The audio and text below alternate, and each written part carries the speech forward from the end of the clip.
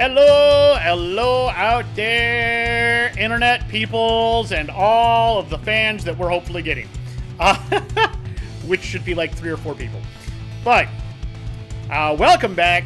We are your bearded brothers, and we are back with yet another sports podcast. And this week, we're back here to... I am obviously Matt. I'm sometimes Chris. And as we were saying, this week we're back here. We're going to talk about the defensive side of the ball in the upcoming draft. People we think that could go first round, people we think that you should keep an eye on, people that might be reaches for the first round. We're going to break it all down here. What we saw on tape, what we liked, what we didn't like, issues, problems, things that irritate us. So, we do have a couple of news stories to get off the deck, and we should probably start with the big one that happened last week, not long after we recorded, last weekend, in fact. 895. 895. That's how many goals Alex Ovechkin has now. And he has broken the record that has been held by Wayne Gretzky. So the Great 8 has passed the Great 1 as the greatest scorer in NHL history. For now. He's already acknowledged he's got people coming up behind him with McDavid and McKinnon. And, even some of the other young guys now, Celebrini and others, that are just rookies right now. He knows there's people coming up behind him, and he knows that eventually he will also lose his spot, and hopefully he will be as graceful as Gretzky was. And Gretzky was graceful because before him, it was, of course, Mr. Hockey, Gordie Howe. And apparently Gordie Howe and his wife were incredibly graceful through the whole thing. So I'd like to see that continue to pass on.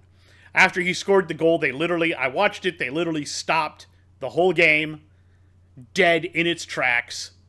Ovi took off his helmet, his jersey, his gloves, his stick, gave them all to a Hall of Fame official guy, and put on all new shit. Because all of that's going to the Hall now. The puck's going to the Hall. They had a big celebration on the middle of the ice, and then they got back into the game where the Caps lost like 3-1. I think the funniest part about that goal is the guy he beat, he has never scored a goal on, despite them facing off several times. It was a fellow Russian countryman. Never scored a goal on him. And if that's the last game he ever plays against him, I think it would be fitting that the only goal he ever scores on the dude is literally the record-breaking goal. I think it's funny. So yes, everybody, we can celebrate Alexander Ovechkin for his record-breaking accomplishment. We can be proud of him. Congratulations.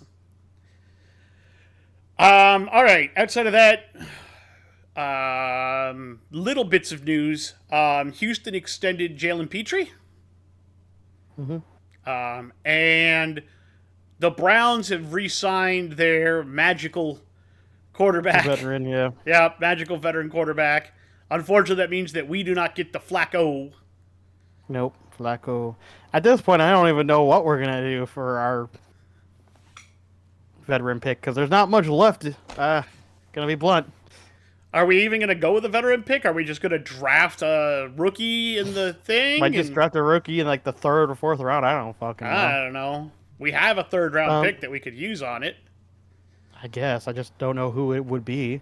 Yeah, bring in Suge. Why not? If he's still there.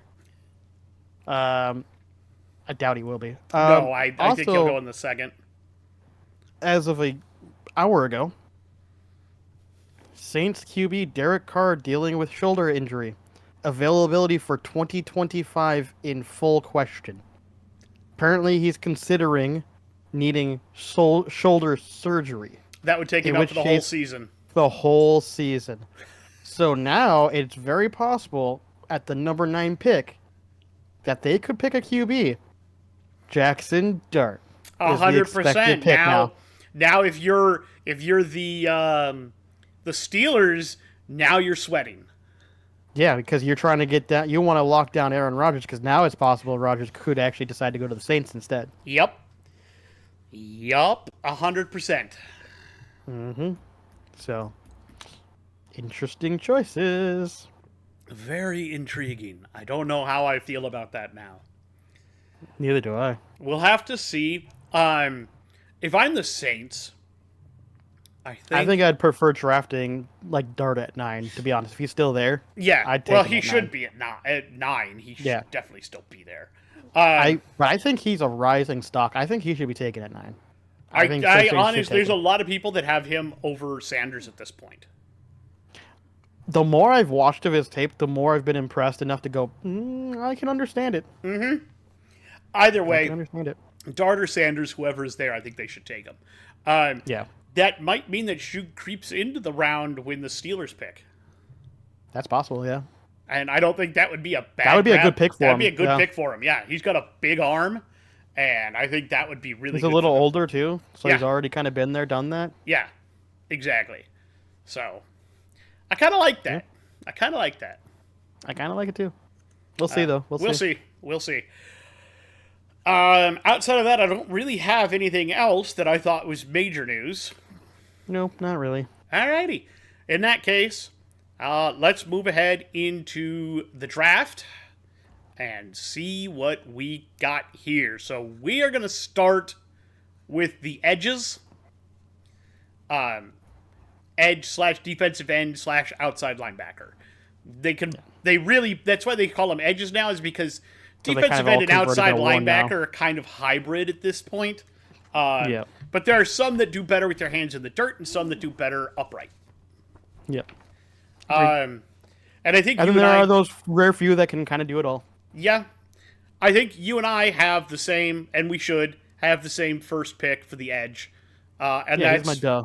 from Penn State, Abdul Carter. It's a duh. Yeah. He's a duh. He's an absolute human wrecking machine on defense. Like there's a reason why people are arguing that he should actually be taken number 1 overall over instead of Cam Ward. Tennessee Yes. picking a QB at Cam Ward. Yeah. I think they should take the QB, but I can understand I reasonings for wanting to take can, Abdul too. Carter. I absolutely can too. I think he's fast, he's quick, he's explosive, he's got great rush technique. I mean, he tackles with emphasis. He doesn't get beat very often, and he's an absolute athletic freak. Agreed. I love everything about him. Agreed. Yeah. I mean, I don't think do you have anything else you want to add that I missed? I mean, there's not much to add. I mean, the guy is a prove it already starter day 1 kind of player. Like, there's just anybody that gets him is going to be fucking happy about it. There you go. All right, so moving down the list for me, number 2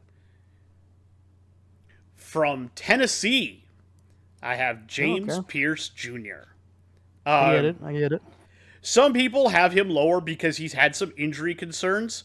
But everything I've watched on him, he's super quick on his first step, and he's fast. I mean, like, faster than a guy his size ought to be.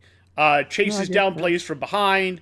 He's an absolute freak athlete. He's not on Carter's level, but, I mean, yeah, good luck finding people who are.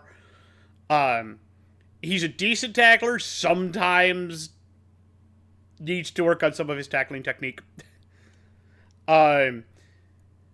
Sometimes, I think that if I was to say he has a drawbacks, it's he focuses so hard on sacking the quarterback that he sometimes bypasses the running back and lets running lanes open during, like, draws and whatnot.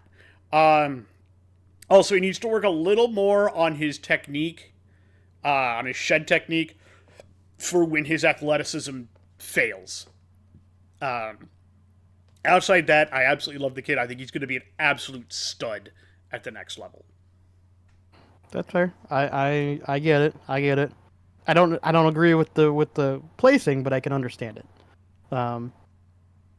So my second pick is contentious, and I agree and I understand why it's contentious.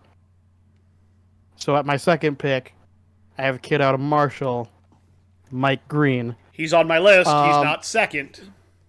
Dude is explosive. This last season was insane to watch.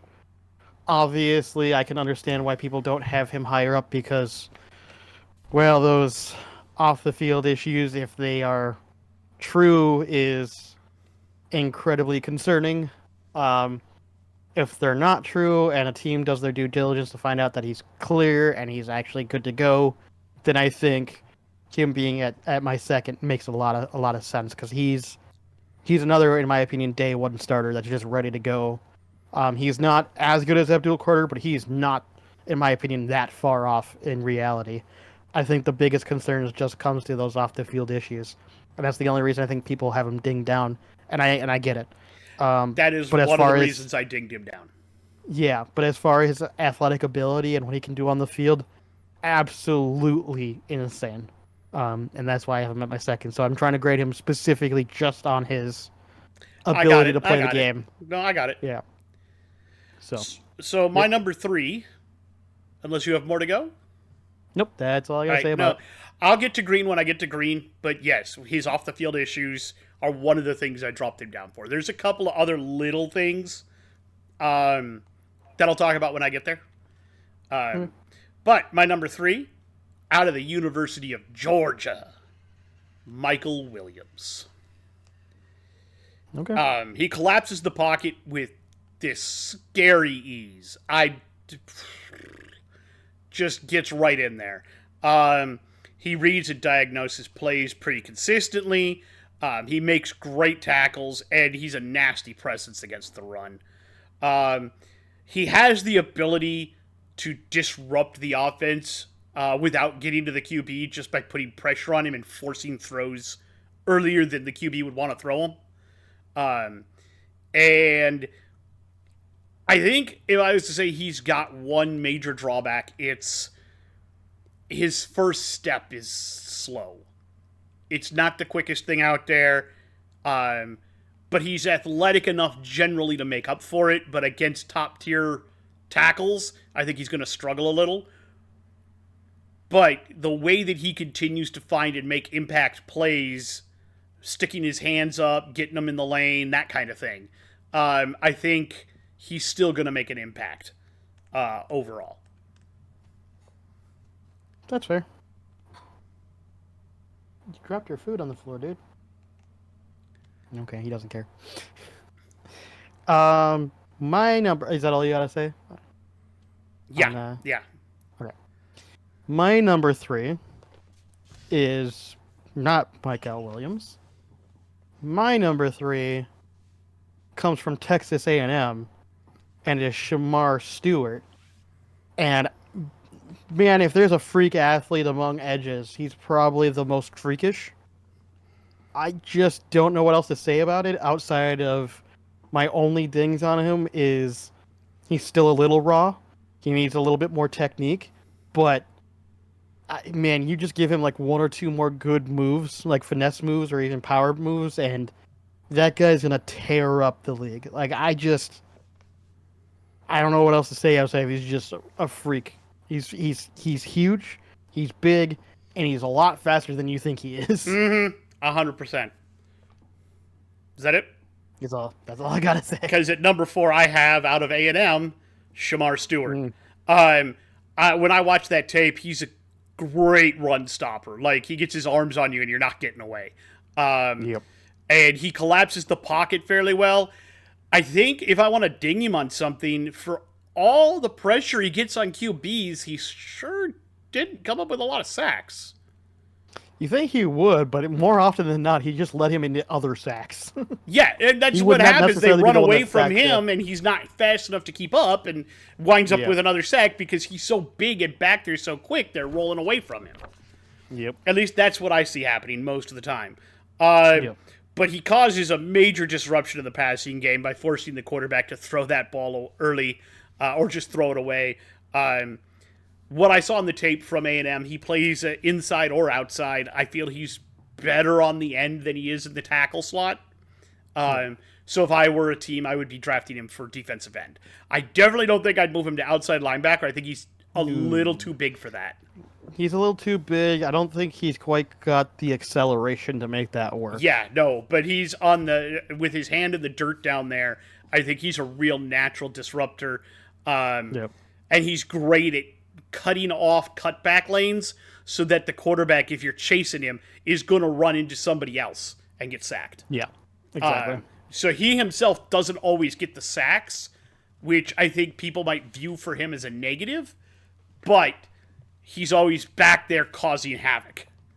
Yeah, which I think is just especially on the runs. Like the runs, he's just a bulldozer. He's a bulldozer, man, and I think he's going to be a fantastic player.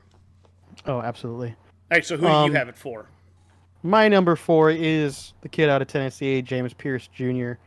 I like him a lot. I can't disagree with where you put him. I just rated the other guys a little higher. But, I mean, we're not that far apart. I mean, James Pierce Jr. is a very good, very quick. He's got a lot more speed than you would initially anticipate him to have. He can run down, unlike Shamar, he can run down that quarterback. And he makes it look pretty effortless. I do like James Pierce a lot. I just like the other guys being a little bit more disruptive in the back in comparison to James. James is great at going after quarterbacks. I think he needs a little bit more oomph when it comes to going after the running backs. But that's just you notice that was my drawback too, is he gets too focused going after those quarterbacks. Yep, exactly. All right, so my number 5 out of Marshall is Mike Green. I told you he is on my list. Does have off-field issues, supposedly. We'll have to see how that shakes out. But on the field, super, super duper explosive first step. Reminds me a lot of like Von Miller in that first step. Very quick. Very quick. He's got one hell of a cross chop and spin move. Absolutely kills linemen with it every time. Great change of direction. Chases down quarterbacks with ease. He takes really effective angles at getting to the ball. Like, he figures out where the ball carrier is and what angle he needs to move at to get to him if the guy is, like, if he's got to chase him down. I think my other downsides physically for him are that he doesn't have ideal size that you want for an end. And he needs to work a little bit on his upper body strength, because once the offensive lineman latches on to the block, he has some trouble shedding once that happens, once they engage fully. And I would say you could move him to OLB, but his experience is more with his hand in the dirt, and he didn't drop into coverage a lot. So that'd be a whole training thing you'd have to go through with him to see if he could do that. I think he's athletic enough to make where he could. I think he's athletic enough to make up for it, and he could, and he's got enough quickness that he could. The question is whether or not he would mentally be able to, because learning coverage packages is a whole separate thing. That's a whole new bucket of worms. Yep. So you'd have to really figure out if that's something he could do. Outside that, I think he's a really freak good athlete, but you got to worry about that. The size, and you got to really kind of worry about those off the field issues. Yep. Otherwise, I love him to death. Fair enough. At my number 5, this is where I have the kid from Georgia, Michael Williams. My biggest positive for him is that he's got great length. He uses his length to his advantage in his arms. Yep. My biggest weakness for him is that he abuses his length. And when he runs up against somebody who knows how to deal with that, he does get shut down. I think he needs to learn a couple more techniques that will help him manage that a little bit better. I can see that. But outside of that, I think he's got a lot of upside, and I really do like him. Like, even though he's my 5th player, I mean, you got to remember, most of these players are relatively close to each other. Yeah, we're not talking far apart. No, we're not. Yeah. These are all probable first-rounders. Oh, yeah. So I think he's got a lot going for him. I just don't like how he abuses his length in college, because I don't think he's going to get away with that in the NFL. Yeah, So I that's can the only agree. reason I he's can lower see on my that. list. So my number 6 guy is probably going to be more of a third or fourth rounder again. You guys know that I love Okay. to tell you guys, hey, this is somebody. He's not going to be a first rounder, but keep an eye on and know the name. From Michigan, Josiah Stewart. Um, he lists as a defensive end, but he also plays a lot of outside linebacker. He does understand coverage packages. I feel the outside linebacker is a little bit more of a natural position for him than the defensive end is. He's a great pocket disruptor, an absolute menace coming off the edge. He's got great play recognition, and he just has a quick burst to the point of attack. But again, he has the same problem that James Pierce Jr. does, in that he tends to overrush plays. Now, thankfully, he doesn't overlook running backs, but sometimes he overrushes so much that mobile quarterbacks get away from him. Yeah.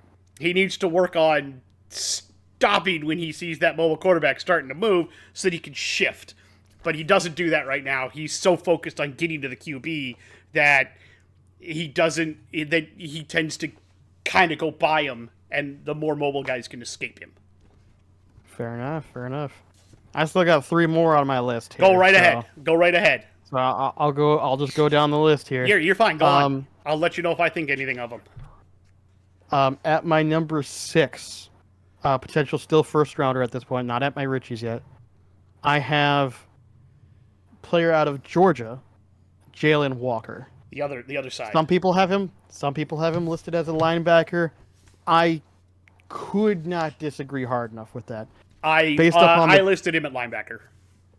Based upon the tape that I watched, he's a significantly better guy in the dirt than he is standing up. Now, is it something that he could train more into, being that he only really did 1 year of actually being a quote-unquote linebacker? Yeah, possible. But he just feels a little too slow, in my opinion, to be a proper linebacker in the NFL. I think he'll have a lot more success with his hand in the dirt and playing as a defensive end. I noted that. When we get to linebackers, I did notice that I said, one of the things I said is I feel that he'd be a better edge than a linebacker. Yeah. So that's where I have him at. At my number, what am I at? 7? Yep. Yeah, 7. My last potential first rounder is a guy out of Boston College. Yep. Donovan Ezerukai. Man, he's quicker on his first step than you think he would be, and his best thing is he's got great hands. He just knows how to use his hands to disrupt the offensive lineman and be able to cause just enough disruption to help clean up the pocket. He's not going to be, somebody who's going to get a lot of sacks. He's not somebody who's going to always get that tackle behind the line on a running back. But he's going to help his line squeeze that pocket and make it just that much harder for a quarterback or a running back to find those open lanes. And I really do like what I saw from him quite a bit. For my last reach player, and I don't even think it's a huge reach depending on who you are, but for the right team, this could be a good reach. Another kid out of Texas A&M, Nick Scorton. That guy is built like a shit brick house. That dude is an absolute fucking huge. Yeah. He's a beast, and he's got a lot of power behind him. You put him in the right time of team, like, I don't know, I'm thinking right off the bat, you put him in a Steelers uniform, that guy is going to just disrupt everything. He's going to be an really absolute menace. Yep. Yeah, I think that's going to be fun to watch. Yep. Wherever he goes, I think somebody's going to get a real steal with him. Oh, absolutely. Like, he's technically a reach, but, like, I could definitely see somebody deciding to pick him in the lower first round to just take him to somebody else. Yeah, I could see somebody, like, moving up out of the second and watching the Eagles move down to grab Scorton. Yep, yeah. I could absolutely see it. 100%. All right. All right. What position do you want to move on to? Defensive tackle. Let's stay on the line. Defensive tackles. Stay on the line. I think we should have the first guy shouldn't be contentious. I think we have probably the same first overall defensive tackle. Um, Very likely. Out of the University of Michigan, Mason Graham. Mason Graham, yeah. The dude, Absolutely. the dude's an absolute unit. He's a unit. I agree. I agree. Um, I feel like he's just gonna destroy NFL defenses for years to come yet, provided he doesn't get seriously injured. Um, Great speed and directional change for a dude that's 320 freaking pounds. He Mm-hmm. reads plays and clogs running lanes with just this effective overall play.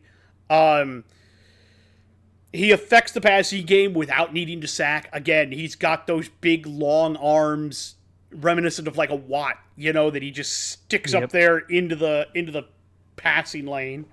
Um, Now he does struggle a little bit against O linemen that have longer arms. So if you get a guy with a little bit longer arms, he has a little bit more trouble shedding him. But I mean, if that's the only negative I can say about this guy, that's it right there. This I dude is agree. an easy top 5 pick. I say top 10, but yes, I definitely think he's within the top half easily I, of the I draft. I'd say top 5 based on where I have him going. I can understand that. I have him more as a top 10, but I get it. I get it. Yep. I'm not disagreeing. We're not probably that far off. No, we shouldn't be. So I get it. I'm in the same place. Mason Graham's obviously my number one as my duh. Yeah. Again, it's Like, the duh. It's like, yeah, that's the guy. yep. Do you have anything to add that I didn't already say?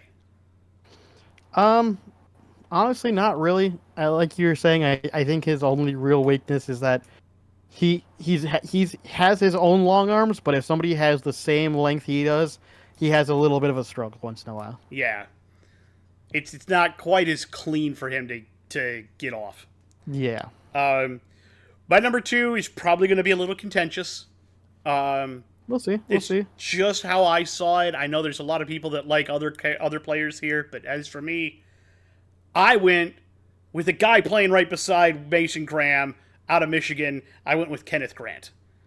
Um, I understand I there are get it. people. I understand there are people that have him further down the board, and I can understand that. But I watched tape on him, and this dude's a freak of nature. Um, I think he pushes the pocket extremely well. He loves to get his hands into the passing lane even more so than anybody else. And I think you're going to need a guy back there with badminton rackets for the length of his arms and hands to simulate like don't throw here. The number of batted balls I saw that he got his mitts on is friggin' unreal. Between kicks and passes and everything else, yeah. Um, I'd say I want to see him keep his weight between about 320 and 340. Um, he got up to around 360 in college, and his production dropped off. Um, and that I think is the biggest problem is going to be controlling his weight. Yeah. If I if I I think that's if the reason why some people don't have him and higher up. I Is can because of that. understand that. If you can get him with on a team that's going to help control his diet a bit and help him control his weight and help him work out and figure out a good dietary plan, this dude's going to be an absolute monster. I can see it. I can see it. He's not my second, but he is on my board. Oh yeah, I can understand Um, though. my second, is also potentially contentious depending on who you are. Again, he's typically lower on the board than others. But this is just the way I saw it. I do have the guy out of Ole Miss, Walter Nolan. I think he's far quicker than people expect, especially on those first early steps. And he's got a lot of power. He's very strong. He's great at collapsing that pocket. Um, I just liked a lot of what I saw from him. He doesn't get his hands up as much as other defensive tackles. He's more of the guy that I'm going to push the pocket back on the quarterback instead. And so he's going to help shrink that pocket a lot quicker. That's just what I saw from him. And I just really like players like that. I like the disruptors over the guys like Kenneth Grant that get their hands up. Not that Kenneth Grant's bad. I just prefer the guys that are going to shrink the pocket faster. and that's kind of what I saw from Walter. I liked him a lot.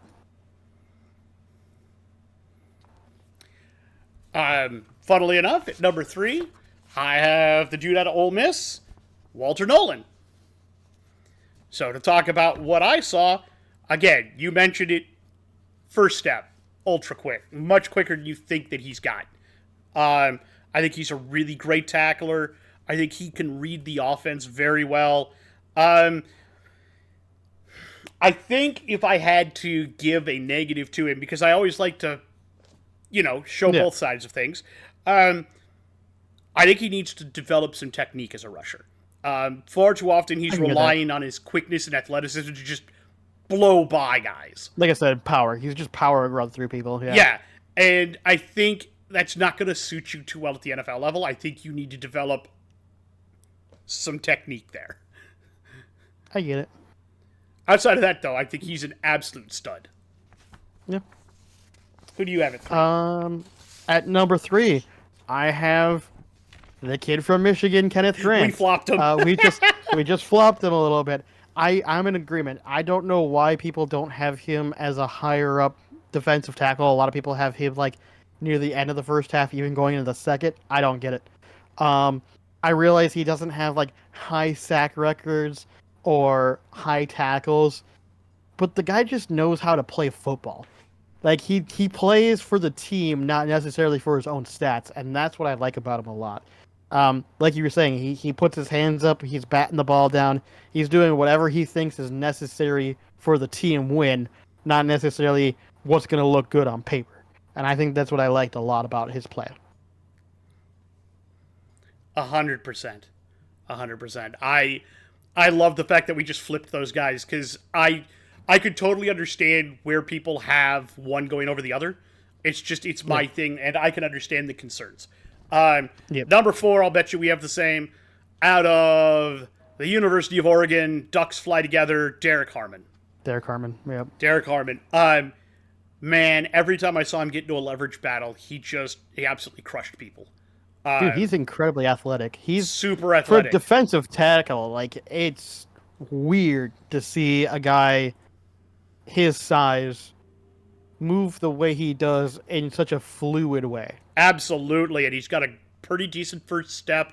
I think his football IQ is pretty high. He reads blocking schemes fairly well, and man, his bull rush is just nasty. The amount of times that he's just straight up pushed one of the O-linemen back into the lap of the running back. Basically pushing him over almost, yeah. Yeah, like he's an offensive lineman blocking. He just pushes him back into the lap of the quarterback, and the running back is like, hi!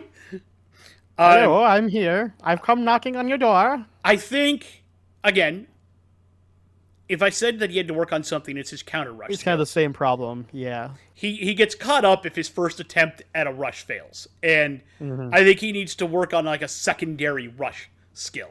Yeah. Yep. A little 100%. Bit of a finesse skill of some kind, or another power rush technique, yeah. All right. Something that's going to give him a little bit more chances here. And at number 4, you also have the same? I did have Derek at 4. All right, you got any others? I do. I have 2 reaches on my table. All right, you go ahead and do one reach, then I'll do my keep an eye on, and then you can do your other reach. All right. So my first reach, the player that I think is, if one of them was going to get taken in the first round, is most likely kid out of Ohio State, Tyleik Williams. He's big. He's excellent, great run defense. He's good at shoring up those pockets and those holes and making sure that there's nothing open for a runner. He's just not as good at getting after the quarterback. Not that he necessarily needs to, but like, he's not somebody who's pushing the pocket forward and helping collapse it. He's just blocking up holes for the run. I think he needs to work a little bit more on his pass defense, and then he would be a lot better. But I think if you need somebody if you have a defense that just can't stop the run for whatever reason, you plop Tyleik Williams in there. You now got about 50% of that short up. Oh, absolutely. So my keep an eye on, again, maybe not a first rounder, but somebody that I really like. I'll tell you why he's not a first rounder to me when I talk about this. But out of Maryland, Jordan Phillips. He's like laterally very quick for a guy of his size. He moves laterally very, very well. He's an absolute roadblock in the running game. Don't run the ball anywhere near him because you're not going to get away. Absolute monster in the middle. And a freak beast in the weight room.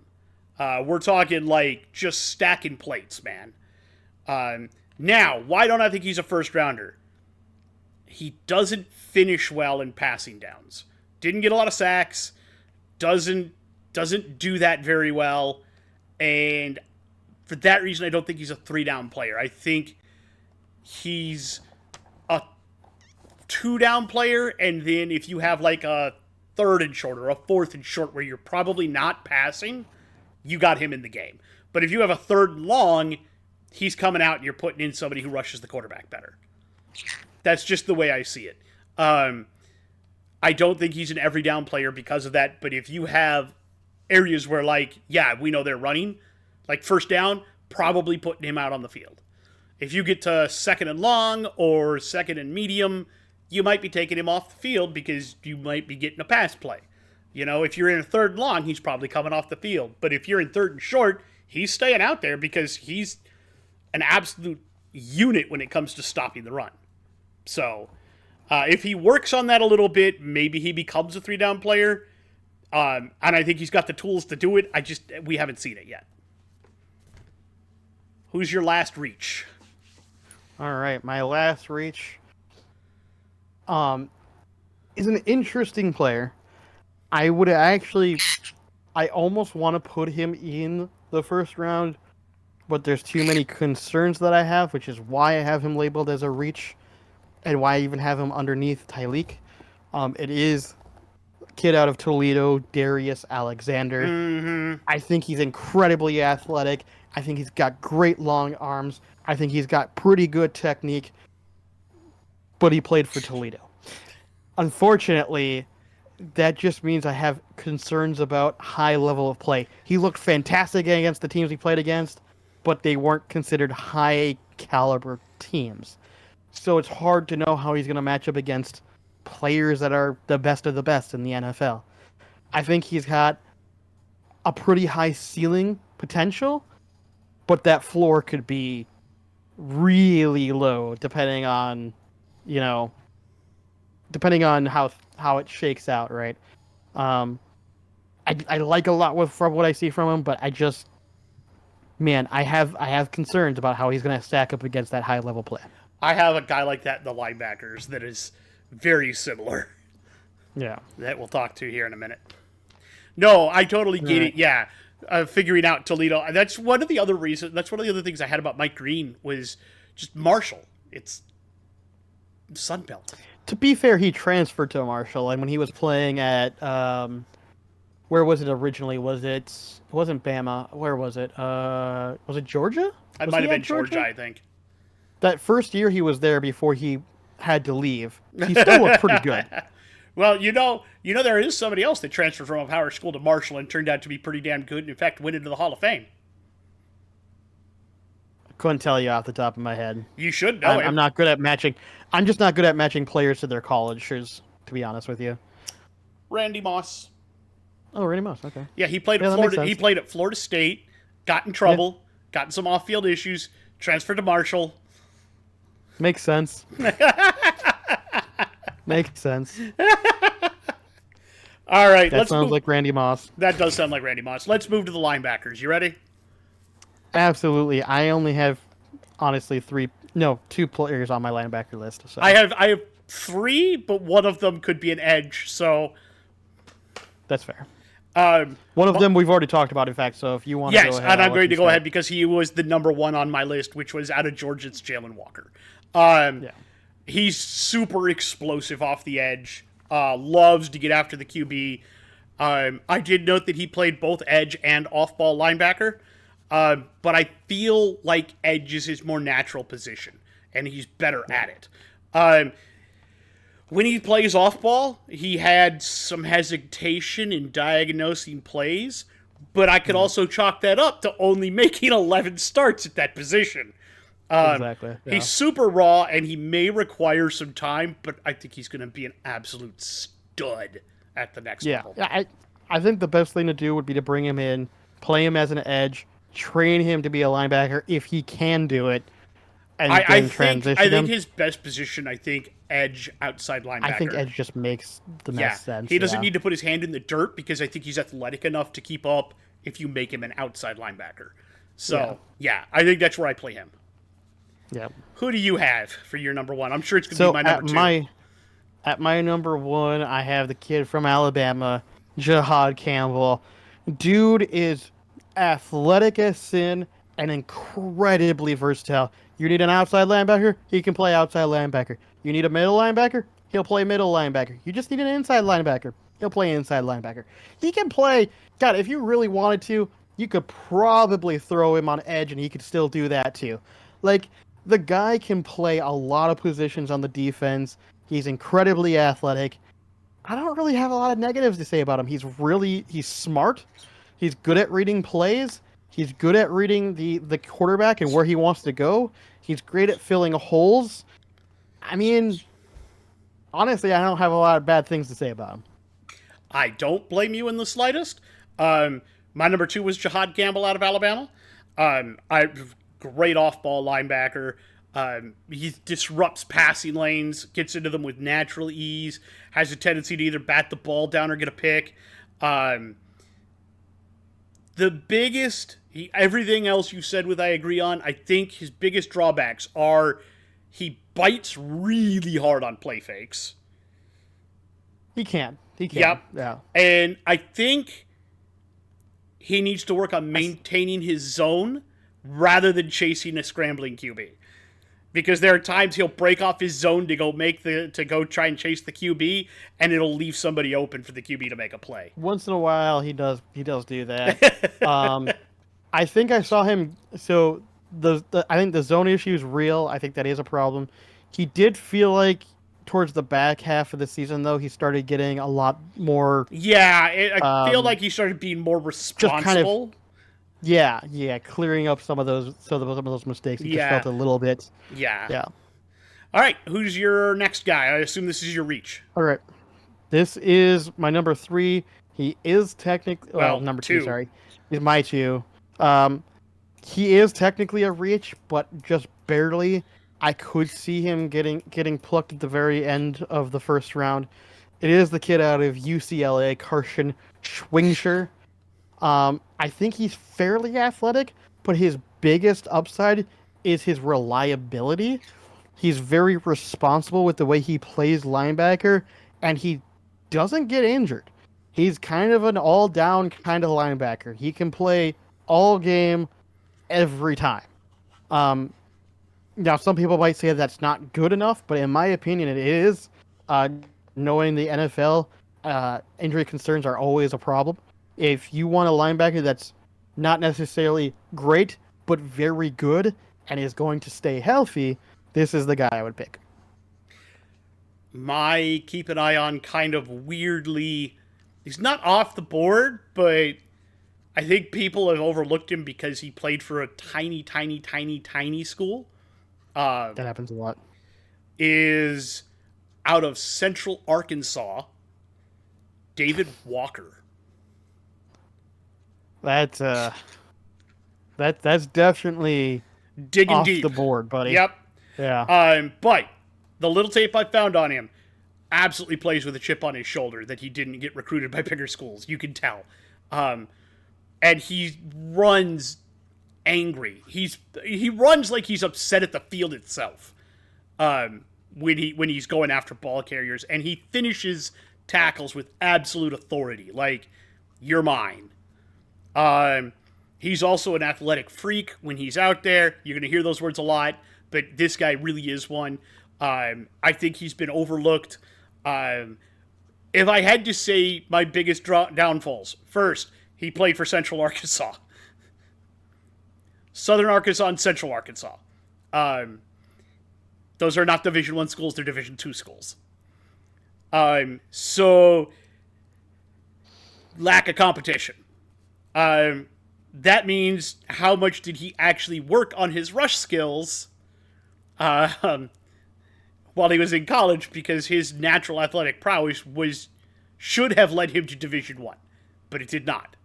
So, has he grown? Is he good? What will he be like when he comes up against big time competition?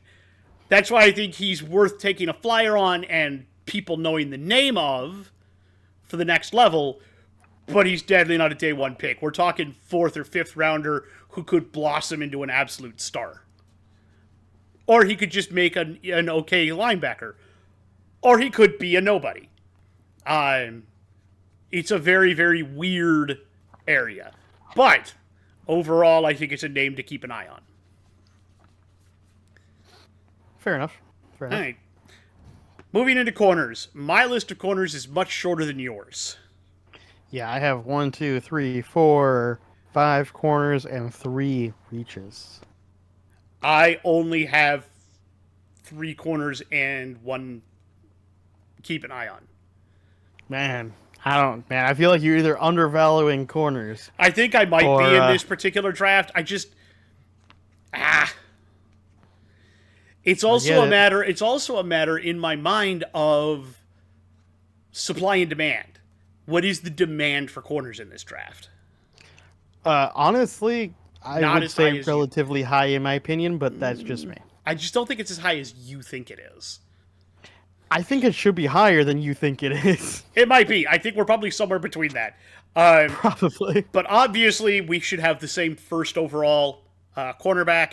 And dude, if it's not Will Johnson, I'm going to. It's Will Johnson out of Michigan. For those wondering, we didn't put Travis as a corner because we see him as a wide receiver, not a corner. So anyone who be like, "Why isn't it Travis Hunter?" Because we already talked about him in the offensive side. He's a wide receiver. Both of us see him as a better wide receiver than a corner, but you could make an argument. But I still don't think I'd put him over Johnson. I think I'd put him second behind Johnson on corner skills. If I had a choice. Yeah. If I had a choice and it was pure corners, I would take Will Johnson over Travis Hunter. 100%. Which people will say is nuts, but if you look at their skills, I just think I like Johnson's better. I think he has an excellent football IQ. He diagnoses throws and has a knack for just being right there in the passing lane. And for a guy who's 6'2", he's really fluid. He also doesn't mind mixing it up to stop the run. Sometimes he does get caught trying to time the QB for picks and leaves him a little vulnerable to double moves because he's trying to time the QB and the receiver will do a double move and blow right by him. And you're just like, ow, damn it. And when that happens, he sometimes tends to get a little bit handsy. Could lead to some penalties at the next level, but I think overall he's definitely the top-ranked corner. Yep, I totally agree with you on that. Absolutely. I got him as also my number 1, Will Johnson, as my duh. I don't even need to explain it further. Yep. Alrighty, number 2. I'm going to tell you my number 2 guy, and I'm making an on-the-fly change here. Oh, okay. My number 2 guy is from Eastern Carolina University, and it's Siobhan Revel Jr. I think what I see on tape with him is he's got really good length. He's got great length, even. And he's finally begun to understand how to use it. He's got a really good IQ, diagnoses plays quickly. He's not only fast, but he's fast in a hurry, too. He's got good catch-up speed if you beat him. I think if I have 2 kind of hits on him. One, he's not a zone player. He needs to work on his zone skills a little bit more. A little bit, yeah. 2, he only had 1 year of really high production before a season-ending ACL injury took him out very early this last season. And that does make him a touch of a question. But outside of that, I think he's an absolute stud. Love him. Also, Eastern Carolina's uniforms. They are pretty nice. Not sure when I'm going to get to talk about ECU again, but yeah. Great, yeah. Yeah, as my second pick, I also do have Siobhan Revel Jr. from ECU. I really like what I see on tape. He's incredibly fast. He's got great ball skills. He's definitely a ball hawk type of corner. I I have two problems with him. Number one, that ACL injury, that's concerning. Obviously, if doctors clear him, then I think we're good to go. And number two, he played at ECU. If you're that good of a corner, why are you still at ECU? That is a question. That is somewhat of a concern. Um, is it because you can't actually match up sometimes? Hard to say. But based upon what I saw on tape, dude should be good. Yep. Same thing. So my number 3 is where we're going to split. Absolutely. Chris Yeah. does not like this player. Didn't like We'll his get there. tape. We'll get to what Chris sees and what I see. For me, is out of Texas, Jade Barron. Now, I want to address something first. Do I think there are a lot of people overvaluing him? Absolutely. I don't see him as a top 10 player. I see him as a top... I don't even see him as a top half player. I see him as second half of the first round. Maybe even bottom of the first round. I think both the safeties will come off the board before he does. Probably, actually. But that being said, I do think he's got a pretty good football IQ. What I noticed is that he sometimes, and a lot of the times, in fact, seems to know what the route is before the receiver does. It's almost like he knows where he's going before the receiver knows where they're going. He is a little bit small. But that doesn't stop him from mixing it up when it comes to tackling. He does bring a very controlled level of violence to his tackles. And he isn't afraid to face down RBs. I think my biggest knock on him is that he gets beat too often by speedy deep receivers. And it's not because he's not fast. He is fast. But he's not fast in a hurry. He doesn't have acceleration. He's got really good top-end speed, but it takes him longer to get there, and that leads to him absolutely getting toasted by Tyreek Hill-style guys. Anybody that runs really quickly and accelerates fast is going to get a couple of steps on him. And I think that's the biggest drawback to his game overall. Between his size and just his non-acceleration, I do view him a little bit more as maybe a nickel corner. Somebody who fills in the gaps. I don't maybe view him as an every down corner, but I think he has the talent if you need him to. I think he plays zone well enough that if you put him in a zone, I think he'd be better off than, especially if you give him some safety help over the top, just in case that happens. I think he's good enough to be a number 2 corner. I don't think he's a number 1 corner. That's understandable. I don't know if I addressed what you saw in him as well. Some of the things you said is similar to some of my criticisms when we get there. Yeah. He is further down my list, so it'll be a while. So what we'll do there. is we'll let you go for a little bit, and then when we start getting to your reaches, I'll do my keep an eye on. Yep. So I have three more guys that are I think are first rounders. All right, do your first rounders. Go on down. So my first one, is out of Ole Miss. Is Trey Amos. I think he's an incredibly instinctual player. Kind of like how you brought up JD's Barron's kind of ability to read the route ahead of time. I think that's Trey. I think Trey very much reads the routes way ahead of time. He's good at reading the quarterback's eyes. He has good size, good speed, fairly athletic, but he's not like super athletic. He's not super big. He's not big speed guy. He wins out on his routes from being able to read the route almost before the route's actually even going. I think that's his biggest upside is his instinctual play. And I think that could take him pretty far in the NFL. And plus, I love the story of guys that don't necessarily have the physical attributes, but work harder and work smarter to play well. Kind of a la who's that kid for the Eagles? The corner for the Eagles, the white Oh, corner, oh yeah, right? from Iowa.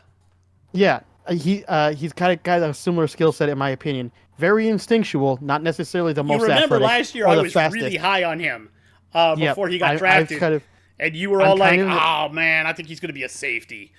I'm kind of in the same way with Trey now. I kind of get it. I think Trey has a similar skill set in that way, where And of course, that kid he's gonna outplay you through can't intelligence, remember his right? name off the top of my head because you know my memory is junk. But he did Mine's have not great either. he had a He pick had a pick six in the six Super in the Bowl. Super Bowl. Yeah, yeah. Yep. So that's what I'm seeing is that I'm starting to understand that kind of more instinctual corner. Um, he's still gonna get burned on fast receivers. He's not perfect at it, but man, just that instinct's gonna take him pretty far, I think. Um, Now for my next player, let's see if I can find him on my board so I get his school correct. Do do do do do do do do do. Where are you? Why aren't you on this board? Now let's pull up the other board. Give me his name. I can tell you where he plays. Oh, I already got it. I already got it. We're good. I just had to pull up a different board for him. Um, so my one, two, three, fourth corner is out of Notre Dame, Benjamin Morrison. I really liked what I saw on tape from him. My biggest ups is he's incredibly aggressive. He's a press corner. He's gonna ball hawk the fuck out of you. He's got the speed to keep up with most wide receivers. My biggest concern and my biggest knock on him is that he was injured. If I remember correctly, it was a hip injury. Yep, he had to have Uh, hip surgery. and that's the only reason I have him dropped further. I think he would actually be higher up on my list outside of that, but I do have concerns about that hip injury. If it turns out the doctors clear him, I think he will be a fantastic corner if you need somebody who's going to press, kind of just get up in the grill of a wide receiver and just try to ball hawk the shit out of him. That's kind of how I read him.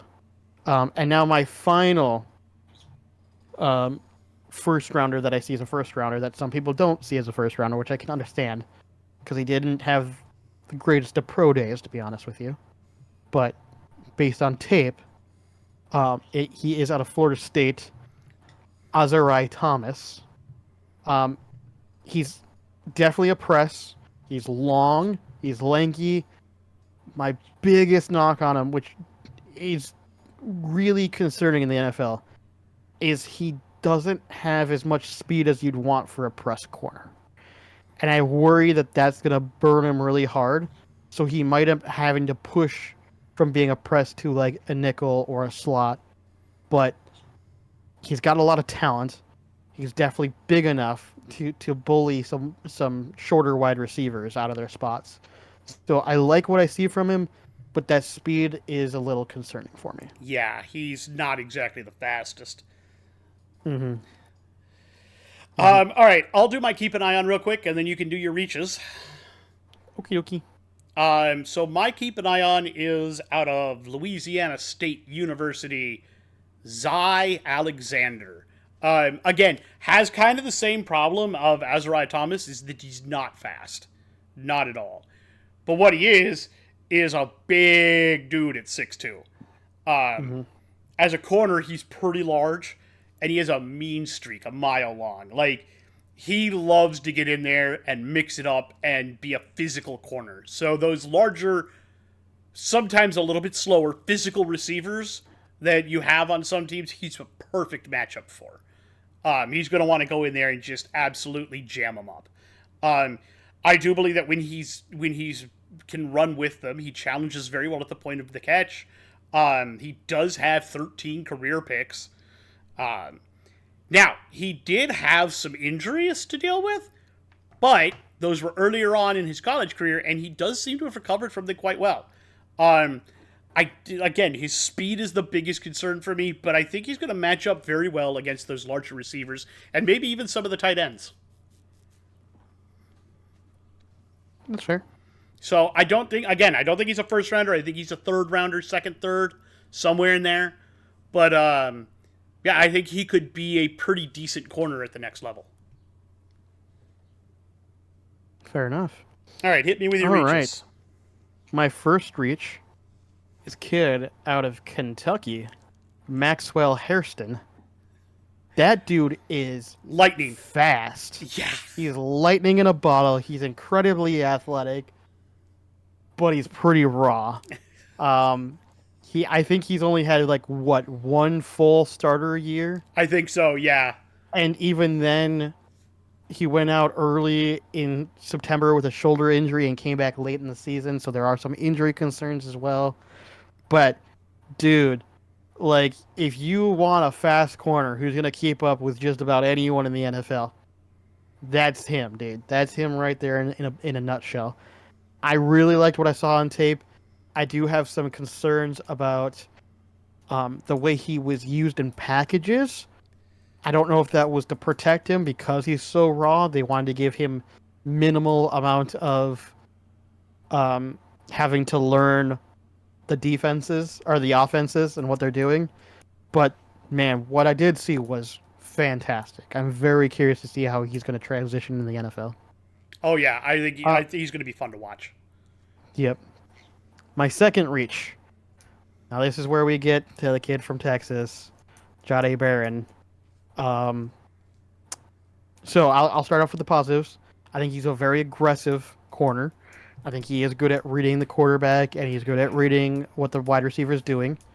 I think he's actually got really good agility. I think he's got good change of direction. But I have him written down, and I'm going to elaborate a little bit, but I have it written down as seems lacking is my negative. And what I mean by that is it feels like too often, even though even though he looks like he should be running faster than he is, it feels like there's too often he's getting blown by. And I feel like that's only going to get worse in the NFL. I am worried that maybe he wasn't using the best packages at Texas there. I feel like too often they wanted to play kind of press, which is not what he should be doing. I think he makes a much better slaughter nickel, as we've kind of already discussed. Somebody who can sit back further off the ball, who doesn't have to necessarily chase down a wide receiver, just kind of keep up with. I think he does have potential. But the reason why I just don't have him as a first rounder, it just simply comes down to the fact that I didn't like the way they used him at Texas. I think he has a little bit of a speed concern. He's not slow. He's just not as fast as I'd like. And I don't think he's a great ball hawk either. He's great at knocking down passes, but he's not going to come up with a lot of interceptions. Fair. So with all of that combined, it's hard for me to rate him into the first round because of that. In the right system, in the right team, maybe he is a really good corner. But based upon what I saw on tape, I just it's kind of like the eye test, right? You just kind of know it when you see it. Sometimes with players, and I just didn't see it when I watched it. I get what you mean by that, and you are right. He does get beat far too often, but man, when he's on, he's fucking on. Yeah, when he's feeling it, he's feeling it. But there are just too many times where there just feels like there's something off. Yep. So that's for me on that. And now we come to the last corner, which is actually, funnily enough, my favorite corner on this list. I want to put him in the first round. I really, really want to put him in the first round. But I can't, and I'll tell you why. So he's out of Iowa State. Darian Porter. I was just looking at him, guy too. Yeah. Is fast as fuck like Maxwell, but the biggest positive is over Maxwell. He's got great hands because he used to play as wide receiver. He's also 6'4". Yeah. He transitioned from being a wide receiver to a corner last season, and that's fundamentally the only reason I can't put him in the first round. Because he's pretty raw still. He still has to learn how to play corner a little bit more, and there's just not enough tape of him playing corner. My biggest But issue... when he was playing, holy shit, he looked great. My biggest issue is he'll be 25 in his rookie year, so how much ceiling does he still have? Dude, I think he's got a lot to go. Honestly, I We'll have really to do. see. Those are always the problem when you draft guys of that age is how much It can room do be. they have left to grow? But I will say, if I had to pro comp him, Richard Sherman. He feels like a Richard Sherman to me, as his ceiling. Like, that's what I see. A former wide receiver turned corner, who's tall, lanky, ball hawks the shit out of you, got great hands. Like, yeah, I'm honestly, he feels like a Richard Sherman. I love him. I love him to death. I think anyone that gets him is going to be ecstatic. Yes. I don't disagree with you at all. Um, so, let's move along to safeties, shall we? Absolutely. I have 3 safeties on my list, 2 first rounders, 1 reach. I have 2 first rounders and a keep an eye on. So I'm sure the only question is how we ranked them in the first I was rounders. gonna say I'm sure I might have gone off a little on the deep end because I did not put the one guy that a lot of people say is the top safety as the top safety. For me, my top safety at number 1 out of the University of South Carolina is Nick Imanwari. You did the same thing I did. I fucking love Nick Imanwari. I Look, think I Nick get Imanwari is great. I get the other guy. I get it. 100%. Yeah, I get we'll it. get there. We'll get there. But Imanwari, 6'3", 220. Dude's a beast and makes it look like he ain't in that body. Makes him look like he ain't even trying, too. Yeah. He's super quick on the field, and he plays with savvy, and he often smashes plays even before they get started. Oh, yeah. His motor, always on. Always on. And he's always loves to pump up his defense and play with attitude and swagger. Oh, yeah. Yeah. I think he's easily the best safety on this list, in my opinion. But I think the other guy's close. But again, I like to nitpick. I think he needs to work just a little bit on his zone coverage because sometimes he loses track of his man in the zone when he's trying to watch the QB's eyes. On occasion, but I would like, to be honest, I do like that he is trying to track the QB, yes, though. So 100%. I like that. But sometimes he tends to lose track of where his guy is. He can't. Sometimes also he plays a little too aggressively when he's going downhill, trying to get to the run, and he takes himself entirely out of plays. That does happen. It's not often, but it does happen. No, it does happen, and you go, "Oh, come on, dude! Nick, what are you doing? What are you doing?" But overall, I think he's easily the best safety in this draft. I think he is a generational safety, in my opinion. I agree with that. Yeah. All right. You got anything I missed? No. I think, in fact, since we kind of agree on number 1, I'll just go to number 2. Yeah, why don't you talk about number 2? Number 2, we have out of Georgia, Malachi Starks. I like Starks. Starks is a great safety. I'm not even going to knock him or anything. There is some negatives, some downsides. But the one thing I wrote down as the most obvious positive is he kind of does it all as a safety. Mm-hmm. He can go all over the field. He can play strong safety or even free safety. He can come up on the runs. He can sit back in zone. He does a lot of it really well. But that's also kind of a knock, in my opinion, because he is a jack-of-all-trades safety, which means he's good at it all, but he doesn't necessarily excel at any one thing. Another thing I noticed is that he reads pre-snap and the formation incredibly well. And then he actually is back there quarterbacking the defense and setting the coverages. Yeah. Yep. Yeah. I think my big negative with him is sometimes he trusts his speed, which, by the way, is a legit 4.3. Yeah. Sometimes he trusts his speed too much and gets beat early. It does happen. But overall, again, I think you're right on. I just like Imanwari a little better. I agree with that. I'm not saying that Starks is bad. No, Starks is actually really good. Yes. But all right, for me, the player to keep an eye on, a little bit further down the board, probably more of a 3rd or 4th round pick again. But I like him because I always like the story of the unheralded guy, and that's kind of where this guy is. Out of Iowa, Sebastian Castro. I what? I'm sorry, that last name's not going to save him anything. No, it's not Castro. That's not going to help you, dude. It's like, Shows, Fidel but Castro? he does have a really good football IQ, and he's capable of sniffing out and snuffing screens super early. Always seems to know when they're coming. Plays with an absolute violent streak. Arrives at the tackle points with just bad intentions and a nasty attitude. I think he takes some of the best angles I've seen in pursuit when he's going out and getting guys. Again, downside to him, he's not super fast, and he's 25. Again, it's one of those things of how much room does he really have to grow at the age he's at. But I think he'd be a very serviceable starter for somebody. Fair enough, fair enough. All right, for my last player, the Reach in my safety class. Player out of Notre Dame, Xavier Watts. I can't say that you're wrong for that.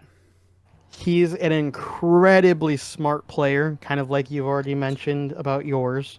He plays with instinct, he plays with intelligence, he can break down the play, he knows what's going on. His biggest knock, though, is kind of the reason I love him in some ways, though, is he's not really athletically gifted. He's just very average. But again, he's one of those players that decided that he had to work harder by being smarter. And I kind of like that, and I think he deserves a shot at the NFL just because of that alone. And I think he'll get on a good team, and I think he will likely start for somebody at some point. Just that intelligence alone, that ability to help command the defense, to know what's happening on the field, and be able to run it kind of like a general rather than necessarily a great player, I think could serve him very well. Yep. I'm not going to say that you're wrong on that. I watched tape on him, and I think he's low first, high second as well. Yeah, that's kind of where I got him. But there was something when I watched Sebastian Castro. I was like, there's something about this kid that I like. There's an intensity there that I love. That's fair. And then, so that's pretty much it. I do want to say a little bit in the hockey realms. Last game, Minnesota played San Jose, and they won 8-7. San Jose is not as bad as people think they are. They're actually really good. They're just not good enough yet. Thankfully, that game we got back both Joel Eriksson-Ek and Kirill Kaprizov. And Ek scored 4 goals. Kaprizov had 2, and the game winner in overtime. 4 goals. That's stupid. It be what it be, man. Yep. All right, guys. We've had some fun here. I can't think of anything else to talk about. Next week, Chris and I are going to do our mock drafts. Are we going back and forth, or are we doing... No, 1-1, 2-2, 3-3. Okay. You're not doing all odds and all... It's not all odds and all evens. We're going to do a full 1-32, each of us, and we'll explain our picks. Fair enough. It'll be a bit of a longer episode, but I always like doing it that way with our mocks before the draft. And then, of course, at the end of the month, there's not going to be a watch-along because we don't do anything live yet. But maybe eventually. But we will record us watching the NFL draft, and we will record our reactions to it. So, when that happens, we will let all of you know, and hopefully everything will be awesome. In the meantime, we'll tell all of you that we know that you can make it through this. We know that you're going to be okay. Whatever you want to achieve, put your mind to it, and we know that you can do it. In the meantime, stay bearded.